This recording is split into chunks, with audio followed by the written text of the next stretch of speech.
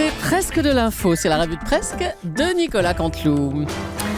Et c'est notre ami Stéphane Bern qui est avec nous aujourd'hui, mon cher Stéphane. Oh, mes chers voisins d'Europe 1, Julie, Thomas, Natacha, le docteur Morandini, notre reine des neiges, tout le monde est là. Nous allons parler bien sûr de cette toute nouvelle cote de popularité de François Hollande. Eh oui Stéphane, hein, plus 21%, c'est historique. Hein. Oh oui, mais surtout je m'en veux, Quoi je m'exècre de l'avoir tant critiqué. Oh, j'ai hurlé avec les loups, oui, je le confesse.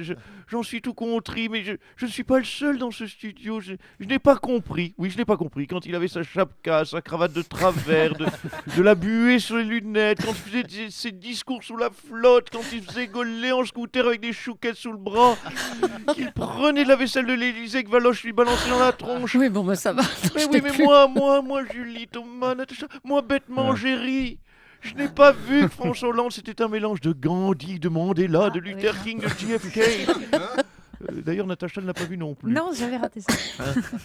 J'ai dit trop de bien d'un coup, là. Je sens que j'ai d'un coup envie de filer à nouveau. Oh, je vais filer devant tout le monde. Allez, je peux plus me retenir, je vais filer. Ah bon, on vous écoute avec plaisir alors Stéphane. Allez, on commence par une note d'espoir dans cette période sombre où les religions sont malmenées. Nous avons officiellement la preuve que Dieu existe. Ah bon, comment ça Stéphane? Mais il s'est passé un miracle.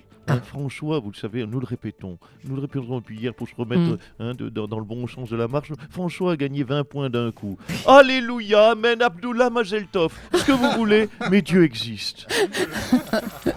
Bac d'histoire, j'adore l'histoire, vous le savez, secret d'histoire, petite autopromo au passage. Bac d'histoire, à tout juste 5 mois du bac, profitons-en pour réviser les dates incontournables d'histoire. 13 septembre 1515, bataille de Marignan, 14 juillet 1789, prise à Bastille, 19 janvier 2015, résurrection de François Hollande.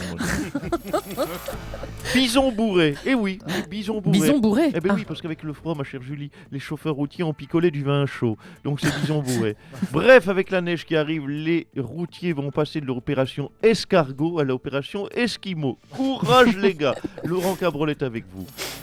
Mauvaise nouvelle pour François Hollande, c'est non sans émotion que nous annonçons la prochaine disparition de l'affaire Charlie Hebdo des médias. Pourquoi? Mais parce qu'il neige, Julie. Fini les débats sur la liberté d'expression, Jean-Marc Morandini peut en témoigner, fini les djihadistes, tout ça, on s'en fout. Place au duplex de journalistes qui se les gèlent dehors sur les chaînes à info pour confirmer qu'il neige. Vous l'avez cette image? Il fait froid. Oui, vous êtes en duplex, oui, mais je vous confirme, il neige, vous savez, des flocons derrière une route et des camions qui passent, oh non, c'est terrible. Ah, la France d'avant et de retour, quel bonheur. Ah ben ça y est. Scoop People. Hier, le Parisien annonçait le début d'une histoire d'amour entre la chanteuse Rihanna et Leonardo DiCaprio. Eh oui. Eh bien, je peux vous annoncer un scoop. Oui, Jean-Marc, vous pouvez la mettre sur votre site. C'est déjà fini. Mais non. Rihanna filerait le parfait amour avec François Hollande. Ben oui, elle aurait craqué pour son charisme mondial et sa cote de popularité vigoureuse. Riri et oui. Oh, ils vont être parfaits tous les deux. À vous, ma Juju. Merci beaucoup Stéphane, revenez vite. La grève des chauffeurs routiers s'intensifie, ils demandent une augmentation de salaire. Jean-Luc Mélenchon, vous êtes du côté des routiers, vous, hein? Bah oui. De quel côté voulez-vous que je sois, bande d'andouilles? Du côté de quoi? Des patrons? Du côté des camions? Poser ces questions, des fois, les journaleux, franchement. Évidemment que je suis du côté des routiers. Les pauvres routiers, mettez-vous à leur place, ils sont pris à la gorge. Ils ont des salaires trop bas. Et en plus, le comble, on leur augmente ce qu'ils consomment le plus. Ah, vous parlez du prix du gasoil? Ben non, des prostituées. Tout le monde le sait, avec Internet, leur prix a explosé. Avant, c'était quoi? Une prostituée de 200 €. Maintenant, c'est 250 €. Une prostituée, c'est pas rien. Alors, courage, les routiers. On est avec vous, on tient le choc. On vous soutient. Vous êtes bien au courant des tarifs, vous dites? Oh, ça va. Vous m'emmerdez, vos questions à la con. Là. Ça va, je dis plus rien. Allez, c'est la Belgique qui est devenue le plus gros fournisseur de djihadistes en Europe. Bernard Cazeneuve, vous êtes ministre de l'Intérieur. Un commentaire sur cette info, là? Mesdames, Messieurs les députés, Mesdames, Messieurs les journalistes, Mesdames, Messieurs les officiers, toute l'équipe d'Europe 1, Dr Scoop, Monsieur Soleil, il n'a plus annoncé depuis 3 mois, je le note, Monsieur Banane, Monsieur Soto s'est reconnu, Madame Sampeigne. Ça s'est vu, Natacha? C'est très aimable de votre part de le souligner. Madame l'horloge. Ah bon? Oui, la Belgique est devenue le berceau du djihadisme européen. La Belgique a changé de visage. Pourquoi ? C'est ce qu'on aimerait savoir. Eh bien parce qu'il y a quelques années, la Belgique était surtout le berceau de la blague belge. Blague de type pourquoi les Belges amènent à l'église un seau d'eau et un gant de toilette ? Pour laver Maria. Oh non, pas vous. Je vous confirme, je vous le concède, c'est très cocasse. Certes, mais cela a créé des générations entières, il faut le savoir, de jeunes qui préfèrent se faire exploser plutôt que de passer pour des andouilles, voire des benets. Bon, soyons sérieux. Donc, le cerveau de la cellule terroriste belge aurait été localisé. Il pourrait se trouver en Grèce. Vous dites le cerveau de la cellule terroriste belge. Oui, le cerveau belge, oui. Le cerveau belge. Ah, ça existe. Donc je comprends mieux qu'il était localisé. Je suppose que sur sa fiche d'aéroport, à la profession, il a noté cerveau belge. Oui, le cerveau belge, j'ai dû marquer terroriste. Bon, allez, on va passer à autre chose, monsieur Cazeneuve. Merci. Qu'est-ce qui rit comme ça ? Je ris. C'est lui Merci, monsieur Cazeneuve. Merci, monsieur le ministre. Je vous en prie. Autre chose maintenant, le rappeur Jay-Z a racheté, vous le savez, une marque de champagne français. Il pourrait même venir à Bordeaux prochainement pour en faire la promotion. Bonjour Alain Juppé. Oui, bonjour, effectivement. J'ai appelé Jay-Z hier. Je lui ai demandé de passer à Bordeaux. C'est vrai, ça fait longtemps que je ne l'avais pas vu. Et il m'a dit très simplement, ça va ma couille. Oui, Jay-Z m'appelle ma couille. C'est comme ça, nous sommes très proches. Donc, ça va ma couille, j'ai envie de me faire une soirée pinard dans le Bordelais. Et du coup, on va se faire un petit barbecue, me dit-il. Attendez, vous êtes ami avec Jay-Z, vous, monsieur Juppé ? Mais bien sûr, alors je vois pas ce qui vous surprend. Je vous rappelle que vous parlez Alain Juppé, l'homme politique qui fait les couves des Inrocks. Pardon, oui, Jay-Z est un poteau.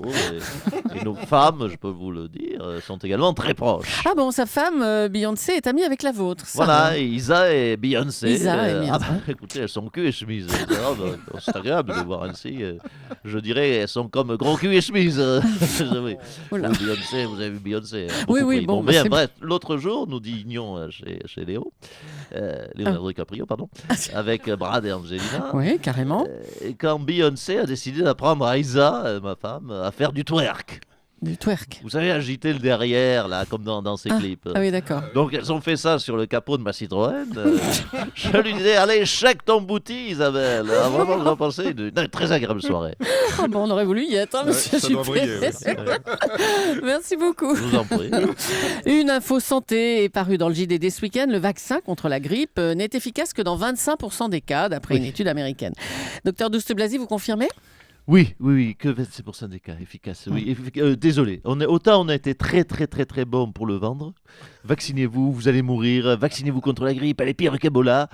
Autant c'est vrai que commercialement, donc on a été très bon. Autant médicalement, scientifiquement, on est passé à côté.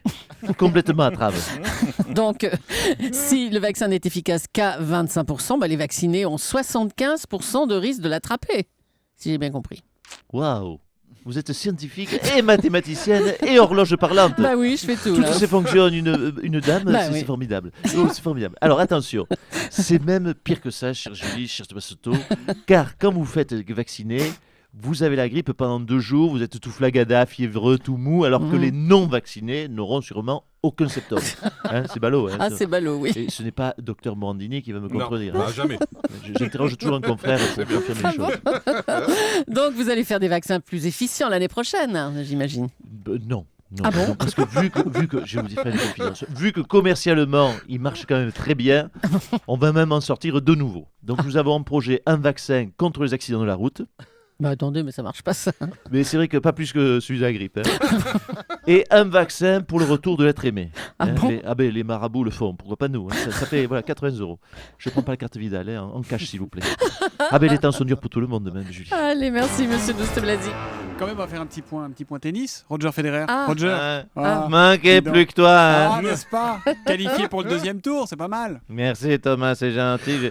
J'ai passé le premier tour. Bonjour l'exploit. Hein. C'est Gasquet ou mon fils qu'il faut féliciter quand il passe le premier tour, pas moi. Hein. Moi, tu sais bien que je vais aller jusqu'à la finale. Tu vas quand même pas m'appeler tous les jours jusqu'à la finale, au moins On peut Thomas. pas savoir, Roger. Vous avez battu en 3-7 un Taïwanais qui s'appelle Lou Yensen. Ouais, tes souhaits. Oh, ça va. Jensen. Ah, c'est taïwanais, je croyais. Au début, je vais te faire une confidence, Thomas. Je croyais Ouais. que c'était le ramasseur de balles au début. Ah ouais.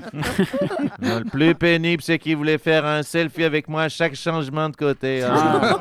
C'est dur d'être une star du tennis. Tu peux pas comprendre être Ah une non. star. Tu comprendras Ah non. jamais, Ah, Thomas. ça, c'est sûr. Puis les selfies, c'est pas mon truc, hein. Merci. Merci Roger, merci Nicolas Canteloup qu'on retrouve demain en direct juste avant 9h moins le quart sur Europe 1. Demain Nicolas.